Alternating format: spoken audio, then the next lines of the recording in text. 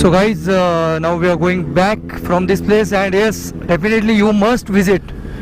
It's a nice place to visit, and यहाँ पे कुछ वाटर स्पोर्ट्स है and there are other things also, तो वो मैं आपको होटल में जाके बताता हूँ. सो गाइज अभी हम लोग रुके एक जगह पे, रुके मतलब कि ऑन द वे आते थे. ओह चलो, let's have fun. Now we are planning to stay one day, मतलब एक्सटेंड करने का सोच रहे, बट पता नहीं अभी वेदर विल गेट रूम और not. So accordingly will, if you come by walking ना, इट्स अ 15 to 20 minutes. या अभी हम लोग का होटल है पीछे, मैं इसको बोला था मॉर्निंग में, but she was not listening right now कि ये है.